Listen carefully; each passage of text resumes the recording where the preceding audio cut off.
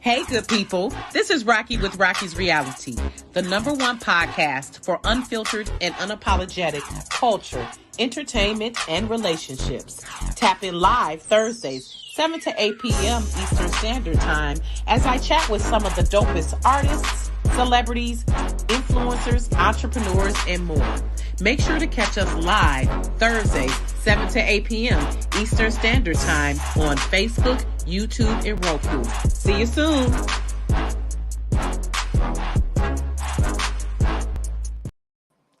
Welcome, everyone, to Rocki's Reality. Today is a very special day. I am uber excited. This is definitely going to go down in history as one of my favorite shows. I've had a lot of favorite shows, but this one right here, this is a special guest today that I have, or this evening, I should say. I have with me today Mr. Hill Harper, activist. Rocki's Reality. Thank you. Author, activist, um, not NAACP winner, attorney by trade, because you did go to law school. Yes. Correct. Mm-hmm. And currently candidate for U.S. Senate. Yes. So let's give that another hand clap. Everyone, welcome Hill to the show. Thank you. It's great to be on. Great to be with you in person in this beautiful studio. Great to be here. I'm glad. Thank you. Thank you. And shout out to Kyrie Frazier of Detroit is Different. Yes. Kyrie Frazier. That's right. I love it, for cultivating the space here. Absolutely. So welcome to our space. And I am elated that you appeared in person. I really appreciate that, because a lot of times people are like, can I just do it virtual? Especially now that the pandemic is passing, or I don't know if it's coming back again or whatever, but I'm glad to see you here in person. I really appreciate how you've just been accessible. Thank you. I really admire that about you. And that's what new leadership demands, is accessibility, because everywhere I go across the state meeting with people who are voters, they say, listen, these politicians show up, we see them, they talk, and then once they get elected, we don't see them again until it's election time again. Yeah. And so being accessible is what leadership is, because if you want to represent people, you have to be with the people. You have to meet them where they are, and then you have to give them access to you, because then they can't explain what solutions they need. So I'm running the campaign the way I would want to be a U.S. senator. Those things are the same, and therefore accessibility is paramount. I appreciate that. I appreciate that very much so. And again, I love the transparency that you're bringing. I've always liked you as an actor, by the way. I've always been moved when you were on screen, just by how earnest you are and how you really embody the role, whether it's a good guy or a bad guy, because you've played some roles as well. One of my favorites that I like is the dad you played in the film 1982. Yeah. That's not really a film that a lot of people are aware of. Right. And they should be. It was an independent film, and it was an art house type film. And I love making that film. We shot that in Philadelphia. It was based off a true story. The writer, Tommy director, Oliver. Tommy Oliver. Shout out to Tommy Oliver. Who shot films here. Absolutely. And so, I love making that film, and it was just, it was a beautiful story to tell. Yes, it was. And those are the types of projects I love doing, because I believe they stand the test of time. Whenever you see that film, I think we made it in like 2012, 2013. Whenever you, maybe even before in that window, whenever you see that film at any point in the future, it's so good that it's going to stand the test of time. And that's what art is supposed to do. Exactly. So exactly. I love making that film. Because to this day, we still love The Godfather and Scarface, right. Gone with the Wind. All of those are classics. He Got Game. Exactly. Oh, and In Too Deep. Yes, yes. My best friend was like, he was in Too Deep. I was like, yes, girl. He had blonde hair. Looking like Cisco. In Too Deep. And the line everybody says to me, you ain't no cop, Jay Reed. I love it. I love it. So you definitely have been, and you were in Concussion as well. Yes, with Will Smith. So you've been in some Hallmark films, I would say. Not the company Hallmark, but Hallmark as far as essential to entertainment. And one of my favorites that speaks to, I think, the universal Black family is Lackawanna Blues. Oh yes, absolutely. Esapatha Murkison, and it talks about, it's something that's been coming up in this campaign, because I've been talking a lot about the homelessness crisis and the affordable housing crisis, and what I call attainable housing crisis, because what's affordable in one place is different. We need to talk about attainability. Exactly. And so she had a boarding house, and back in the day in our communities, the way we dealt with that is rooming houses, and Yep. we cared for each other. Exactly. And there's a different level. I've been talking about empathy and care, and how come we don't care about each other in the same way anymore,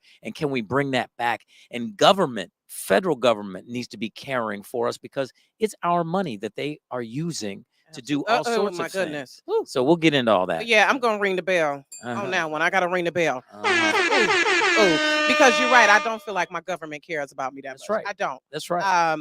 And if any entity should, it should be the federal government, Yes. because you are paying into this system, and therefore you should be receiving services in return. And if you don't feel that you're being cared for by your government, then that's a big, big problem. And that's shared by a lot of people. Now, here in Michigan, I think the triple blue leadership in the state has been doing a good job. They repealed right to work. They have passed really great voting rights. They've done things about moving forward on the environment, and that's in state. But when we look federally, folks show up and then disappear. Right. And that is one of the questions I'm going to get to. Someone wanted to ask that. So we're going to get to that. Let's get to that. But I wanted to ask first, I was doing a little research and found you were born Francis Eugene Harper is your given name. No, that's not true. That's not true. No. So what was your given name? My given name is Frank Eugene Hill Harper. Oh, okay. So thank you. I wanted to clarify. I'm glad you clarified. Time, that's why I was going to ask, how did you get from Frank to Hill? But Hill is a part of your given name. Yeah. So my mother's maiden name is Hill. Okay. So my mother was Marilyn Hill, and then she got married to my father, became Marilyn Hill Harper. Okay. And both my parents met in medical school at an HBCU at Howard Medical School. All right. Shout out to HBCU. So my grandfather, Doc Hill, went to Meharry College of Medicine, was a member of a great fraternity called Alpha Phi Fraternity Incorporated, of which I am now a life member of that great body of men. And he opened up a small pharmacy in a small town in South Carolina called Seneca, South Carolina. And he had the only Black-owned pharmacy for miles and miles around. So he served the Black community during Jim Crow segregation in South Carolina. And they called him Doc Hill. Oh, I love it. One of my greatest honors is that my name is Hill, because he's the inspiration and he is in the embodiment of that name. And I saw him give away prescription medicine to people who couldn't afford it, trade potatoes, chickens. He was what we just talked about, caring for the community. He was universal health. So that's where you, without question, I got that from my family, seeing my family and understanding that the only reason why we have benefit is to spread benefit. Why else are we here if we're not here to serve and help folks out? We're here for such a short period of time on earth. If you live to be 110, that's still a snap in the big order of things. And at the end of the day, no matter how supposedly famous or great you are, 500 years from now, no one's really going to care about you or anybody else. And so you might as well take care of the folks here while you are here. What are you saving it for? What are you doing? Right. And I love that, because we seem to promote, society seems to promote this sense of scarcity. Like things are scarce and we have to make prices, the whole supply and demand. That's right. So I appreciate that perspective. And so did your parents want you to be a doctor? Parents, I give them a lot of credit. And I've tried to replicate this with my son, is that they've always said, there's nothing you can't do. There's nothing you can't do. So therefore, they may have had their own desires or their own fears, but I thank God they didn't project them onto me. I thank them that they held them on their own. And so I've done all sorts of things that maybe they may have felt some kind of way about, but they never projected it on me. They never said, no, you shouldn't do that, or don't do that. You can't do that, or that's not going to work, or and they don't project. They kept it to themselves. And so that gave me the breadth and the ability to not have to deal with fear projection. I think that we project way too much fear on our kids. Right. Yeah. I believe and I've tried to consciously not do that with my son. I remember going to playgrounds and just hearing parents project fear. Get down off that. You're Right, gonna you hurt gonna yourself. fall. Stop. Right, You're gonna do. right, And it's amazing. Kids aren't just like petrified, right. you know. And so I've tried to consciously not project fear on my son Pierce, and Especially not in this world. It's already so many things. so many As a young traumas. black man. Well, we'll talk Yeah. about that when we talk about reforming our gun laws. Right, right. We're definitely going to get to Okay. that. Oh, we've got limited time, and I just want to tell everyone now. All your questions. We're going to get to as many questions as possible. All right. But please know every question won't be answered. But we're going to try to do the best we can. So, speaking of Pierce, Yes. let's go into the video Okay. that pretty much was like an announcement of your My candidacy. your This is my launch candidacy. video Yes. called Dear Pierce. I love it. Dear Pierce, I'm recording this video for you because I'm about to make a big announcement. And it's going to be tough for us. You know, I'm not going to be able to tuck you in every night or do our nighttime prayers together. But these are sacrifices so many hardworking families have to make every single day. Fighting for what you believe in is hard enough, but it's worth doing when you found something that makes your heart beat faster. And for me, it's you. Yeah, I've started a nonprofit, owned a small business in Detroit, even beat cancer. Served on President Obama's cancer panel, earned Ivy League degrees, and written best-selling books. But for me, adopting you is the greatest thing I've done in my life.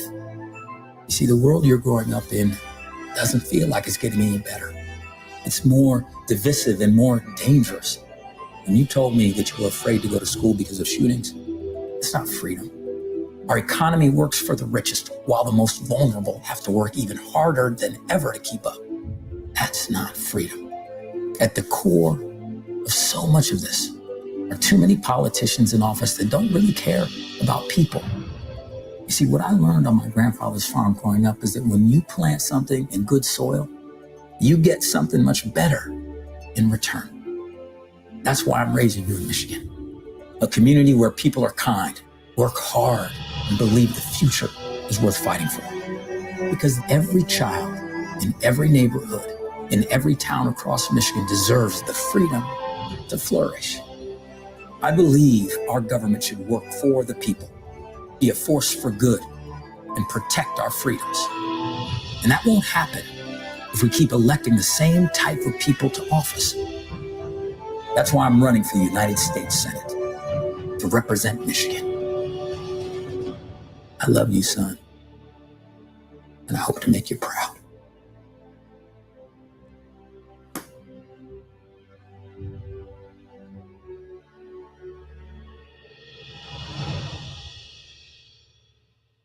Oh my goodness. When I first watched that, I cried. I'm not gonna cry again because I just got my lashes done, y'all. So I'm not gonna cry again, but that is so moving. Um, and as a mother myself and as a social worker for over 20 years, I did foster care for almost 10 years. And I worked with a lot of at-risk children who ended up having to be adopted. What drove your decision to adopt Pierce? You know, it's God. You know, God all the way. I wasn't looking to adopt. I wasn't out there. I had met a guy who was a lawyer in the adoption space. We had been talking, and you know, that was it. You know, I learned because I knew deep down I wanted to adopt eventually, but I thought I was going to get married, thought I was going to have some bio kids and adopt. I wanted to sort of recreate a big family. Okay. You know, Because are you the only child? no, I have an No. older brother. Okay. Okay. So just two But of you. yeah, Okay. just two of us. And I just thought I wanted to do that. But you know, sometimes God has other plans. Exactly. And so I got a call right before Thanksgiving in 2015. And I'd met that guy over the summer. Hadn't heard from him. I didn't know why he was calling. And he explained to me a situation that wasn't the best situation. And that this woman who's having a baby, young woman, needed help. And at first I thought it was just a call for me to just help, you know, get some prenatal medical care, Right. get housing, but then I heard it in my head. This is your son. This Oh, is your wow. son. So I literally went from never having changed a diaper in my life to 3 weeks later holding a newborn baby, and my life Did you have a changed. nanny to help you? Was it You just know, you, or I did you have? no, I Did your what do, mom what do come they help you? call Did what do they call the person that you hire au that's pair, the no that you know when you newborn baby and they stay overnight and help nanny? not a No, no, no, nanny but it no. was a Au night pair. nurse. They Okay, call it a night night nurse. nurse. I think it's Okay. called a night nurse. Mm-hmm. Is you know, but they're folks that help new parents, and I definitely needed help. Mm-hmm. You know, I'd taken some parenting classes leading up to it, but But nothing nothing prepares you for compares. Yeah, 3:38 in the morning when they have and an explosion. and so one of the best stories is I read all these articles about how important breast milk was for development, and so I went all over. I was living in New York City at the time. So I went all over New York City doing it was almost like doing drug deals. I would show Try up to get some breast milk. show up at a mom's house because a lot of these mothers it was it was like gold. It was so Right. valuable to They're them, selling and it it. would Yeah. stay it would stay good up until 6 months, Mhm. and they didn't want it to go to waste. And so when I would show up, I got on a listserv of a big, huge mom's listserv, and then someone said, you know, there's this guy who adopted a baby. He really wants to have breast milk for his son, you know. And then I would show up, and it was almost like sometimes their eyes would pop out of their head. The last thing they thought was this black man showing up to get their milk. I'd show up with a cooler, and I load it all into the cooler like we were doing a drug deal. Right, right. And then I'd be hauling off with my cooler, getting in my Yeah. Uber, and going back and packing it in my freezer. Right. But listen, I have so much love and empathy for those moms who shared their breast milk with me so I could share it with my son, who has a brilliant mind and is huge amounts of energy. And so thank you. If any of you moms Are know they listening. are listening, thank you. Just Thank you to all the moms. right, really, really. Thank you to Women, all period. the We moms. even Women, if you're not period. Even a if you're mother, not a you mother, mother in a you way. do. You do. And You when do. women show up in ways that I think many of us men have to learn to show up better and Mm. more consistently, and and with more grit. Women have a lot of grit and the ability to work through issues and problems and do this work. So I have so much respect for women and our women. Right. And we're depending on a lot of women to help carry the campaign as Without well. question. I can't So win if I don't have uh, a whole cadre let's of let it be support, known. female support. I need it. I please y'all go to hillharper.com, support me. Right, Um, absolutely. we need you. We need you. Okay. So let's get into it. You say you are not a politician. No. You are a candidate for the people. Yes. Explain that because, and I went to the dictionary to look up politician, and the formal definition says a person who is professionally involved in politics, especially as a holder of or a candidate for an elected office. But it also had a derogatory definition, which I think is what you mean when you say you're not a politician.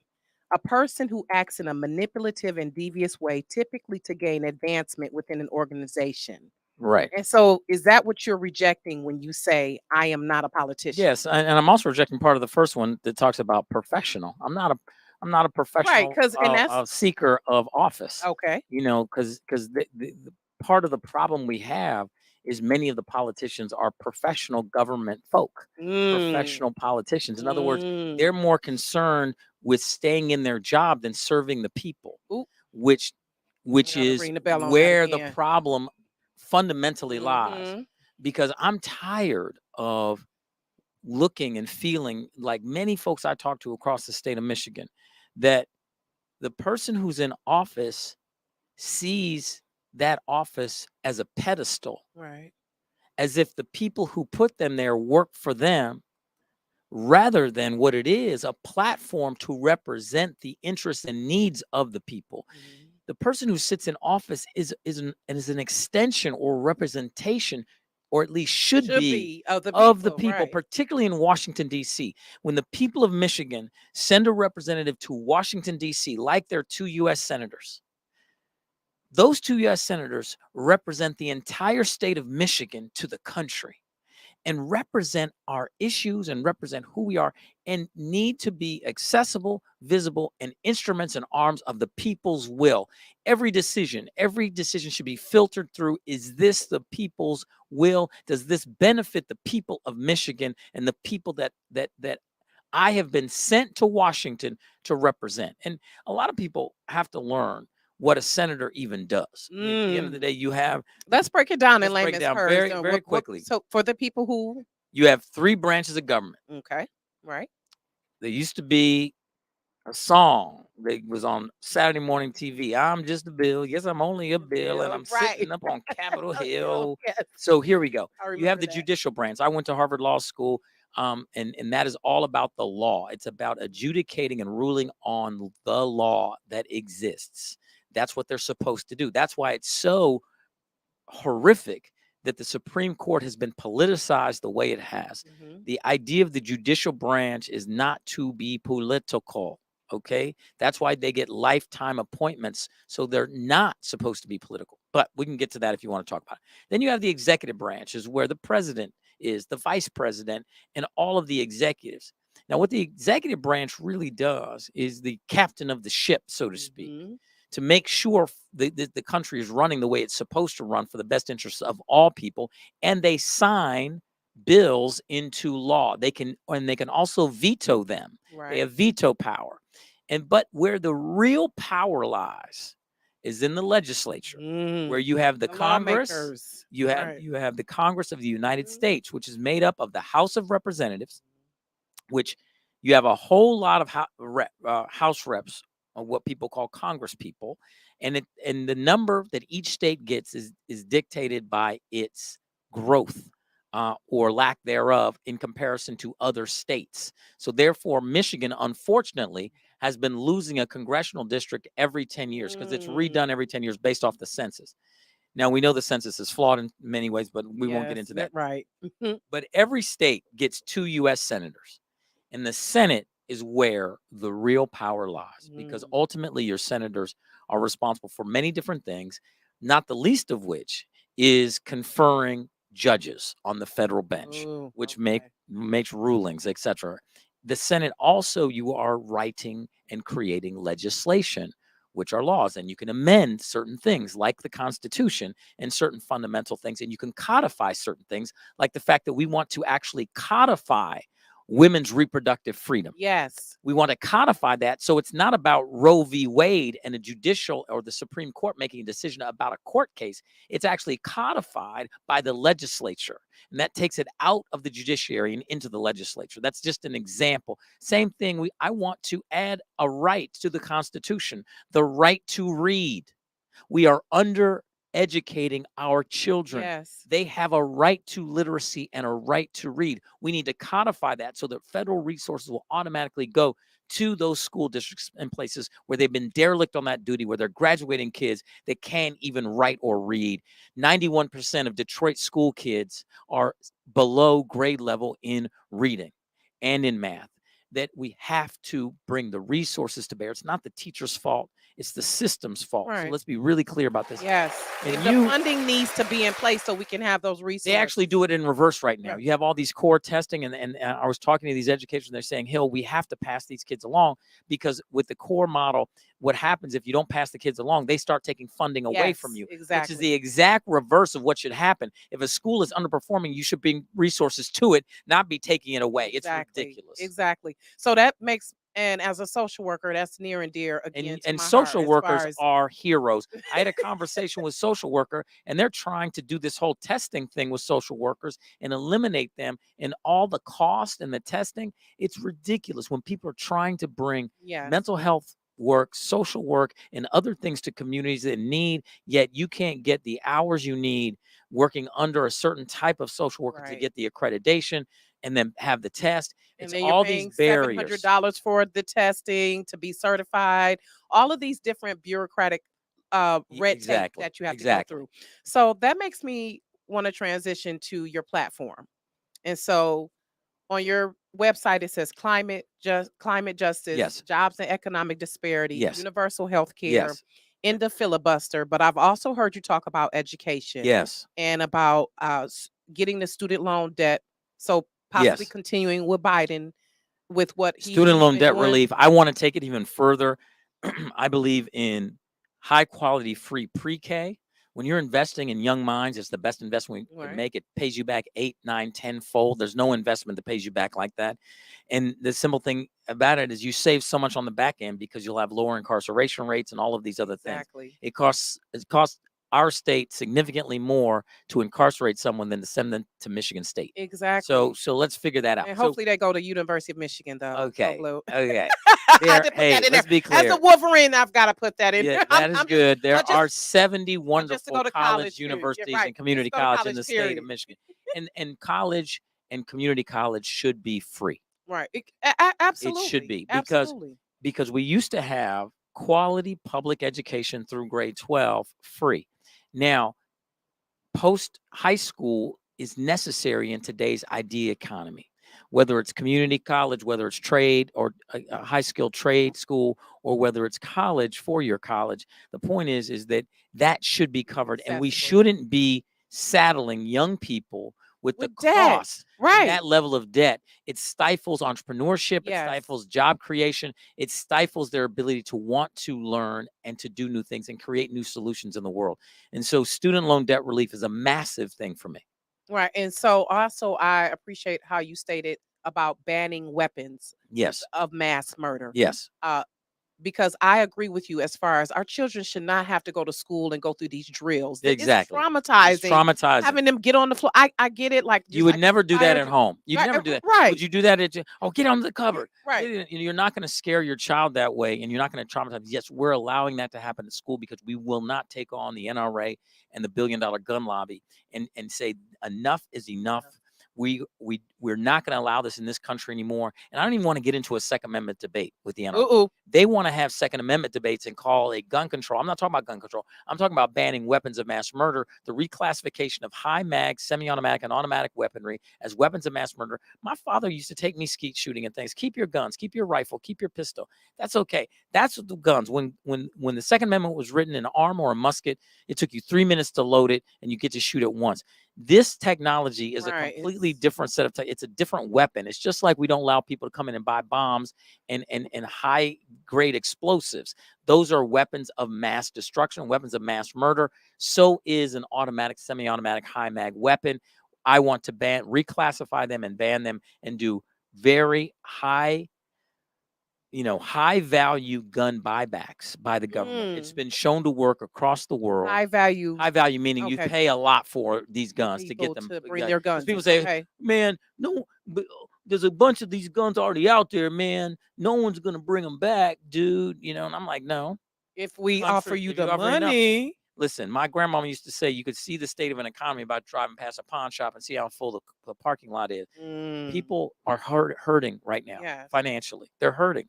And if you offer the right amount of money, they'll People will- compare Yeah. their semi-automatic weapon with that money.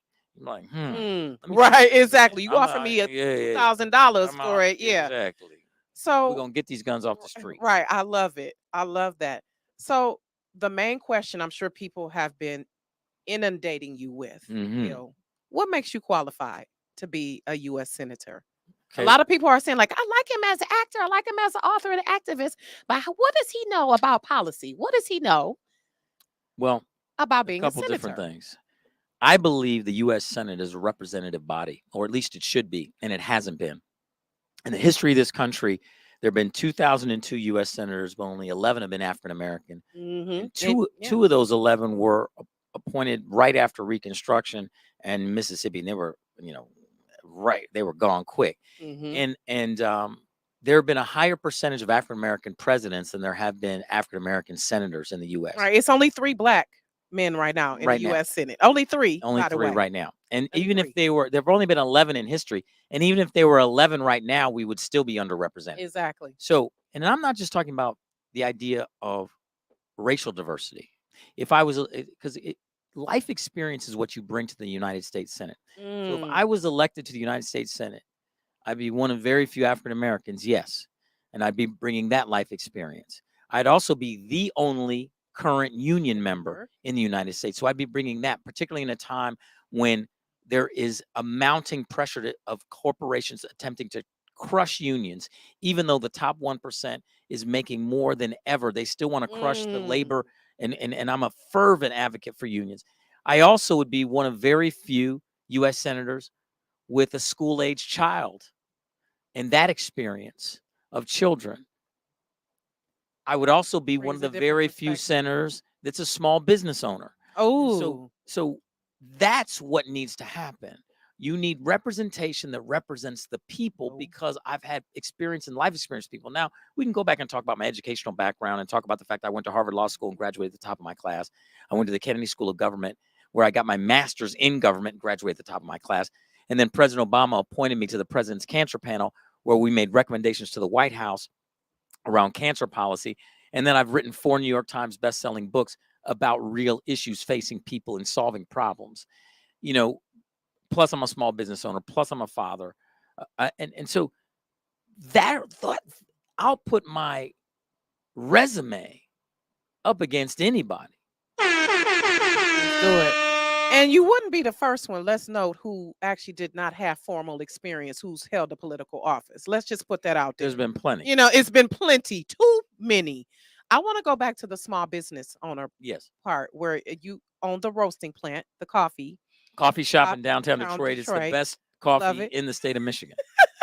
It is. I'm not a coffee drinker, but hopefully you We all have serve great tea. tea. Oh, Great I'm a tea. tea drinker. Our tea is Okay. phenomenal. So a friend of mine wanted me to ask, what are you going to do as far as supporting small businesses, micro enterprises? Yeah. Small businesses are critical, particularly as far as community development and job creation. Absolutely. And I think they're the bedrock of that. And Mhm. so when we think about enterprise, unfortunately, federally, the resources go towards the big players who have Yep. lobbyists in Washington. So Mhm. you see us bailing out banks to the tune of trillions of dollars, but you don't see money being made available in the form of zero interest loans for folks who want to Mm. create a podcast studio and create a business in a community.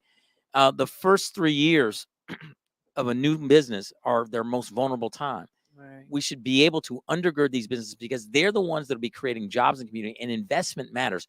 Being able to invest, there are too many neighborhoods across the state of Michigan where within 2 to 3 miles you cannot get any fresh produce. Exactly. Food deserts. Yes, Exactly. and I don't even choose to use the term food desert, and I'll tell you why.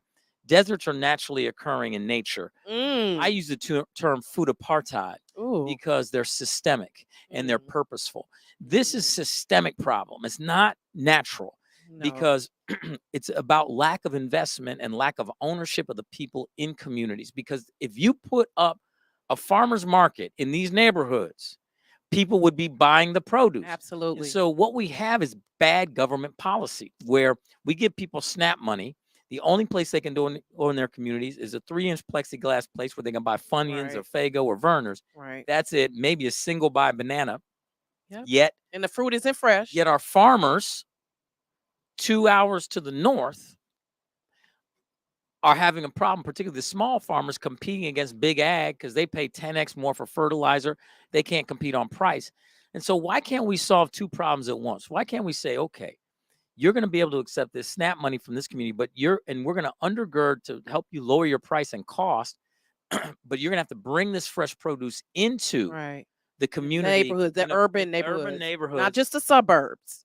into a farmers market in the neighborhoods that are And make experiencing it food apartheid, a- and make make it it available, affordable. make it Make it affordable and affordable. available.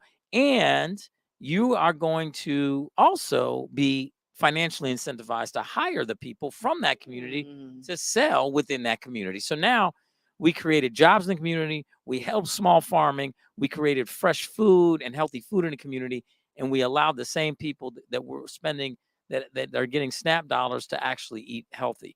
We can Right. solve multiple problems. It's like a triple And net their win. children can grow and their brains can develop That's right. without high fructose corn syrup. And things you of want that to know nature. why none of that ever happens? Is because nobody is in Washington advocating for a solution like that, because there's nobody from those smaller constituency groups writing checks to them, or worse still, handing under the table legislation saying, hey, this, I'm a special interest group, I'm a big ag lobbyist, I represent this grocery store chain, I want this legislation passed. That's it. That's it. Exactly. Okay. So we've got a little under 10 minutes left, and I appreciate everyone watching. Unfortunately, we won't get to all the questions, but we appreciate you all tapping in. But one main question I want to ask, you are a Midwesterner Yes, from Iowa. born in Iowa. Born in That's Iowa. better than being born in Ohio. If you're Yes, yes, by the way. Yes. Again, because I'm a Wolverine. Yes. Yes, absolutely. So I want to ask, why Michigan, and specifically why Detroit? Because a lot of people's like, why did he end up here? So how did You you know end what? up in You know what? Michigan, You know and what breaks? specifically You know what Detroit? breaks my heart about when people say, "Why did he end up here?" Is because what in some ways they're signaling is saying, if I had a choice, I wouldn't have come here.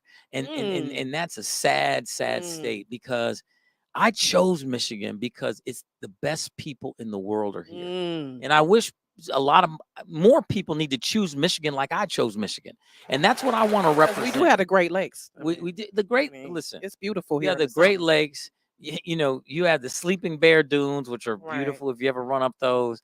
You have so much outdoor space, but then you also just have the best people in the world. People that have grit and a backbone and a hard work ethic. People who have also this soul and creativity and a sense of humor and ability to run the dozens and laugh. And then you have people who are just kind, that have that grandmama kindness. Come on here, baby, have a lemonade kindness. Right. And there's very few places I've ever been in the world where people have a combination of all of those things. There's certain places where there's two of the three, but nobody has all three except here. And so when I came here, I'd met so many people from Detroit because of my roommate, Brian Mathis, was the University of Michigan grad. He was my roommate for 4 years at Harvard. And he married Carla Diggs, who's Judge Diggs' daughter from here, from Detroit. They went to Cass High School. Oh yeah, And, CT. you know, Hey, I fired up. met My other alma mater. Yes. Swan Loomis. I met Swan Loomis. I met Karen Brown. I met Randy Washington, who married Swan. He went to Michigan State. So I met a lot of Michiganders, a lot of Detroiters. But when I came back here to do films about a little over a decade ago, when Michigan had a media tax incentive, Right. which is ridiculous that they got rid of, which we're going to fight to bring back. So Exactly. stand by for that. We're fighting to bring that back. Right. And so more art period in the art schools, period. more arts in the school. And period. so I met some of the best people in the world. And a lot of my friends, I had a fraternity brother named Derek Albert. He was like, man, you need to buy a house here, man.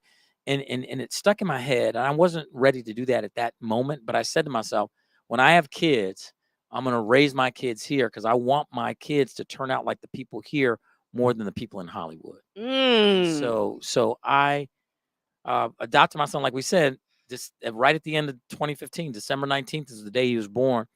And then I got a house here in 2016, and I bought my coffee business a year later. Okay. So I've been here for 7 years. I've owned my coffee shop for 6 years, and second only to adopting my son. Moving here is the best decision I ever made, and I wish people here would be so proud of that, because we need to encourage other people to move here so we stop losing congressional districts. Right. And Detroit is definitely a gem.